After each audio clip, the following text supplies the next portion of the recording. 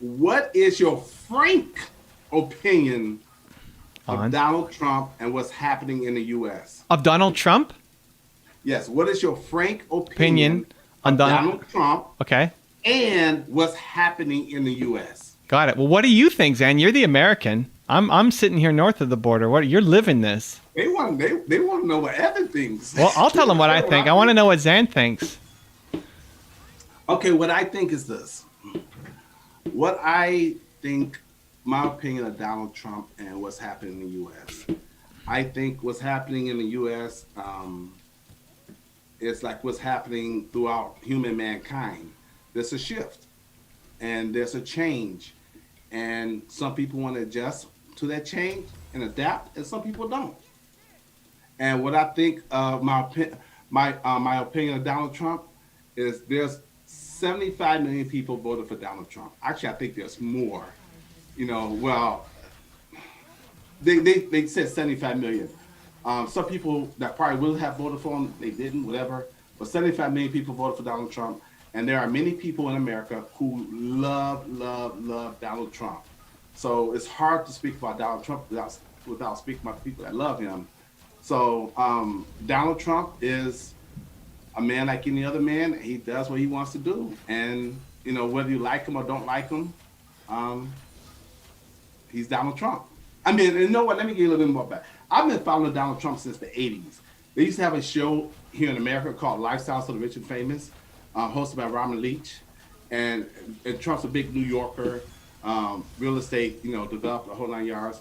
And he really lived an interesting life from where he came from to where he's at right now. So that's my opinion about Donald Trump. It's kind of neutral. No, nothing here, nothing there, because I don't know what to believe in. I don't know what to believe in the news these days. Wow, So that's where I'm at. I was not expecting a neutral answer. Yeah, it's neutral. It's more diplomatic because I have. But she wants you to be frank, not my name is diplomatic. Zayn. I'm not Frank. My name is not Frank. I'm Zayn. Wow, Zan. Wow.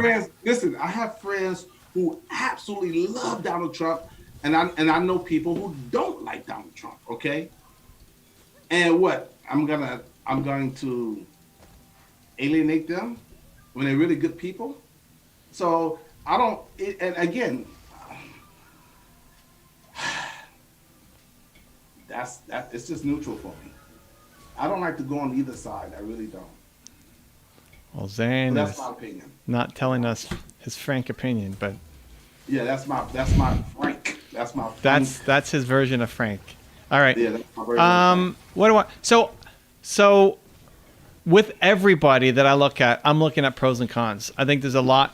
There's a lot more cons to the recent Trump than pros. And I'm looking at it from a Canadian perspective, north on the border, from some guy who's not super looking at the news and everything. And I'm not political, right? So politics, you guys, it's a blood sport, man. I mean, Canadian politics is not as rough. You guys it's its own special kind of warfare. It's vicious. It's vicious. It's crazy. Anyway, Vicious, yeah.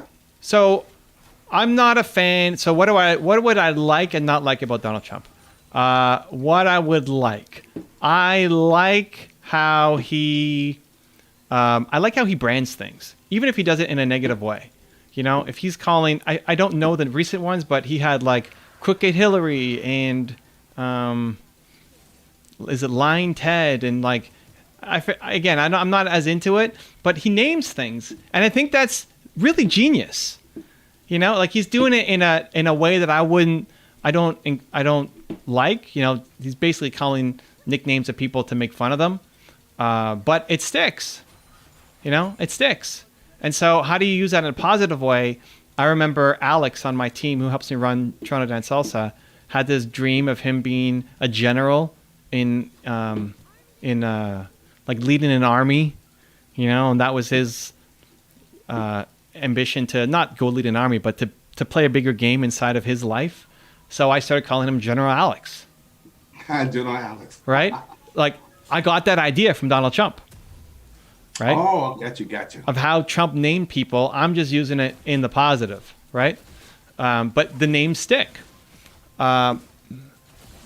Big ideas, whether you like them or not, right? I don't know this election. I don't know what the big idea was. It seemed to be a lot just more political around masks and everything this year. But in the first election, it was, what was Trump's agenda in the first election? You know, it was, we're gonna build the wall, right? At least that was from what I saw as a Canadian, right? Again, I'm not consuming this stuff every day, but from my perspective, Trump wants to build a wall. Trump wants to make America great again, right? Those are the two things that kind of were repeated over and over again. Mexico is going to pay for the wall was the other thing that just kept coming up over and over and over again. Okay, so that's what Trump stood for. Whether you like the wall, don't like the wall, believe Mexico, not okay. But that's what I would see from the election. Okay. What did Clinton, who he was up against, what did she stand for? And the thing is, like, I couldn't tell you. What was her slogan? I have no idea. What was her big initiative? I don't know either. So whether you're, again, I'm not looking at it from a political Republican Democratic, but from a if you're an entrepreneur and you're trying to get your message out there, you're better off in that campaign modeling Trump than you would be Clinton. Right. But then put your own spin on it, right? So you don't want to build a wall as an entrepreneur, but what's your version of the wall? And what's your version of Make America Great Again? Because that positioning definitely helped him, at least from my perspective, north of the border. And it's memorable, and that's your goal as an entrepreneur, is be memorable. Where a lot of my American friends, and maybe Zayn, what did Clinton stand for? What was her biggest campaign, or what was her slogan when she ran? That's a very long time ago. Yeah, but what was Obama? Hold on, what was Obama? Obama was about hope and change. But this is the thing, hope, right? Like, yeah. Obama was before Clinton, and you remember that. Because he wrote a book on it. But this is the whole point. Like, part of the problem was Clinton was forgettable. Obama wasn't. You remembered hope. Yeah, hope and change. Yeah. And you remember Make America Great Again, and you remember the wall. Whether you, again, agree with it or disagree with it, it's memorable. And so these are the lessons that I take when I see that happening. Like, oh, I could learn from this. This is what I can take. So I need believe to be memorable. Right. I need my ideas to be memorable and stand out so that I'm not lost in the shuffle. Right. So those are some of the positives. I think the willingness to be himself, even if himself is not what you like, was interesting, right? Like him just going off. I would like to be a little more maybe thoughtful in what I was tweeting out, but it's not your typical politician. Why I love Howard Schultz, he's on the wall behind me, is because he gave an answer at a shareholders meeting that told somebody, if you don't like what we're doing at Starbucks, feel free to sell your shares in Starbucks and go buy something else. Because the Starbucks shareholder was upset at Howard for supporting gay marriage. Yeah. And most CEOs would have a typical boring, say nothing answer. And a lot of politicians, that's what they do. They have a typical boring, say nothing answer. And that's not Trump. He'll say something. You may not like what he's saying, but he'll say something. So the willingness to be himself, you can learn from, even if you don't obviously like what he's saying. People have very, very strong opinions about Trump. Very strong opinions. So that's what you can learn. What I don't like, I don't like how he treats people. I don't like the rashness of a lot of kind of decisions. I don't like the call to arms and the unwillingness to transfer power. And at some point you have to play by the rules. Like he got there by not playing by the rules, but at some point you have to kind of respect the process. And just generally treating people, I'm not a fan of. Like the way that, at least it appears how he treats people, I'm not a fan of. How he names somebody something, Crooked Hillary or whatever, I'm not a fan of how he does it. I love the strategy, but not the execution. So I think as a strategist, he's a genius. I think the specific tactics and execution behind it, I have more moral problems with it. And so then at the end of the day, you got to think, how does that impact you? Right? I mean, to me up in Canada, it doesn't impact me much. So I'm trying to learn, what can I learn to make this better? So I can use that. This doesn't serve me. Right. And so, we've done 2 or 3 top 10s, I think, on Donald Trump. And I learned from them. And nowhere in there is going to be all the things that I didn't like about him. Right? Like if you want to think big, he's a good guy to learn from. If you want to think about your personal branding, he's a great guy to learn from. Yeah, he's put his name on his helicopter, his planes, on his buildings, on his golf Trump courses. built a personal brand before personal brand was a thing. Like he almost invented the personal brand. Yeah. P.T. Barnum, which is one of his favorites. P.T. Barnum. Remember Norman Vincent Peale, The Power of Positive Thinking? Okay. Yep. That was one of his mentors back in the day, along with Roy Cohn. Yeah. So I think those are great answers. Again, for me, I kind of checked out a long time ago when politics and the media became so divisive and so negative. For me to keep the spirit that I have and giving, because I saw good people, family members turn against each other. And I don't like that. So for whatever reason, whether they hated Trump or loved Trump, I decided to take myself out of it and say, you know what? I'm going to focus on channels like Evan Carmichael's. I'm going to focus on positivity and how I can make the world better and make myself better in the process. I don't want to put my focus and attention on that stuff because whatever you put your focus on becomes a part of you. So a lot of that stuff, I hear clips and I hear headlines. I don't really pay attention. I really don't. And now with all the stuff that's going on, there's no way I can get half the things done that I need to get done by paying attention to all that stuff. That's going to handle itself. What can I do to take care of Ryan tonight at 6:00 and serve him? I don't have time for the other stuff. So having said that, Adnil, since you asked that question, in the answer box, give us your opinion of Donald Trump and what you and your opinion about what's happening in the U.S. Yeah, and this is all just character, because if you get to policies, I have no idea. Like what are the tax policies of Trump versus Biden? I couldn't, like, that's not even covered. Nobody talks about that, right? So at least what makes its way up to Canada. So I couldn't tell you at all for their policies what they're doing and whether they're good ideas or not. This is just more character of the person. Yeah, and one of his biggest, say, supporters. Well, he supported the Republican Party, period. But he just passed away, and I can't say he's a friend, but he's someone I work with, and I did his son's bar mitzvah. He owns the Sands Expo here in Vegas. Oh, Steve Wynn? He owns the Venetian, the Palazzo. He just passed away. He was the richest man in Vegas. His name was Sheldon Adelson. Oh, Sheldon, yeah. And he just passed away at 87. Mm-hmm. And like I said, you never know.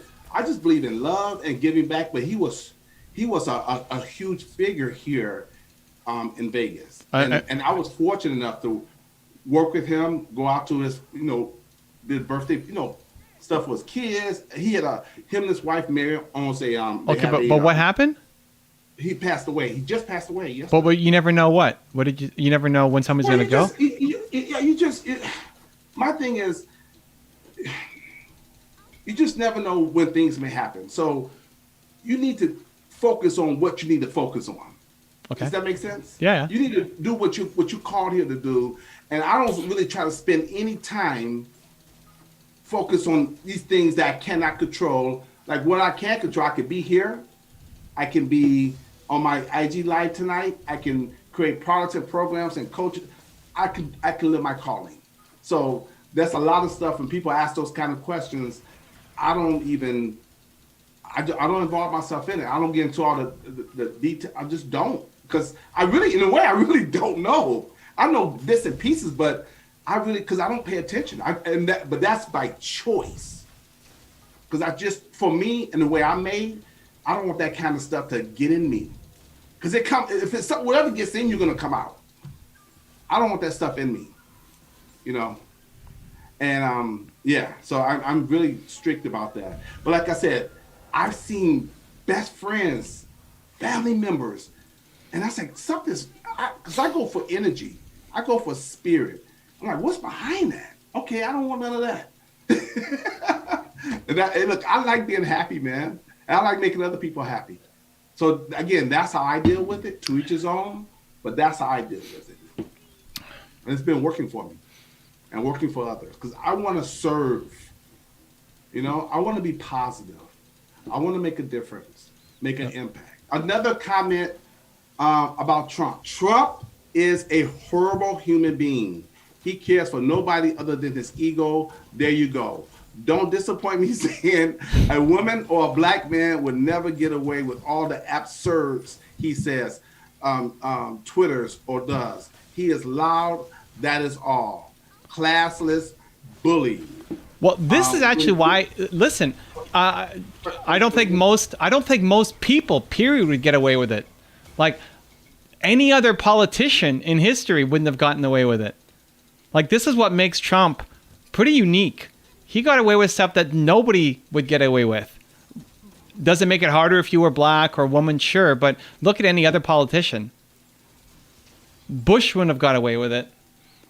Obama wouldn't have gotten away. Well, Obama was black, but like nobody can get away with it. He's done things that is just crazy. It's precedent setting. The president set precedent. Nobody's done it. Yep. So, but in looking at that, you should say, well, how can I get away with things in a positive way? Right? Like what makes him so convincing to his audience? And how can I leverage that for good? There you go. Okay. And then, was that it? No, she added, she said, right after she said he's a classless bully. And she's referring back to what you're saying about Hillary. She says, what you're saying was a Democratic Party mistake, lacking clarity and ignoring the middle class whites. They are Americans too. Sure, but who is leading the party? Right. And so something over video was saying. No, but hold on. Let's stick with that. Like, who is leading the party? Right. She's in charge of the party. Ultimately, she's in charge. We can't just blame. If we're going to blame Trump, then you got to blame Hillary. Right? Like, we can't have different standards. She was in charge. Trump did, again, correct, for my American friends who know more of this than I do, Trump pissed off a lot of people in the Republican Party. Yeah. The way he was acting, the things that he was saying did not sit well with the whole of the party. Like, this is exactly what I'm trying to say to you from the last example of Trump was able to get some stuff done that nobody has done before. You're telling us that it wasn't Hillary, it was the Democratic Party, but on the other side, Trump made things happen in the Democratic Party that a lot of the party didn't agree with. How did he do that? Like, that's what we're learning from. Yeah. Well. So it was definitely her fault. Like, it's the leader's fault. It's her fault. And Obama rallied people, and Clinton couldn't do it. And it's her messaging. It's her. She's probably one of the smartest people to ever run for the office. And but she could not communicate in a way that people connected with, and she lost. And it's her fault. And could the party has done more? Sure. But it's her fault that she lost. And recognizing that then helps solve the problem. Because if there's a lot you can learn from Hillary Clinton, and the video we did a top 10 on Hillary. It's the most disliked video in the history of our channel. Wow. Yeah. And then I think it got taken down by somebody. Wow. But the number of dislikes on the video, it's the same thing that we did for Trump. It's the same thing we did for Obama and Michelle Obama. And, like we normally do. It's highlighting what you can learn. And so the points were good. We don't touch politics in our videos, but it was the most disliked video of all time on my channel. Wow. Wow. So there was something, it was. And did you guys do the video during that election season? No, it was before. Before? Yeah, Wow. but it got destroyed afterwards. Not a lot before, but still, it was before. So that's part of the problem is she was not a great communicator. Right. And you need to be able to communicate your ideas. If you're an entrepreneur, you have to communicate your ideas or you're going to lose. She was not a great communicator. She's super smart, probably had great, again, policy, I have no idea, but she was not a great communicator. And that was her fault, not the Republican Party's, not the Democratic Party's fault.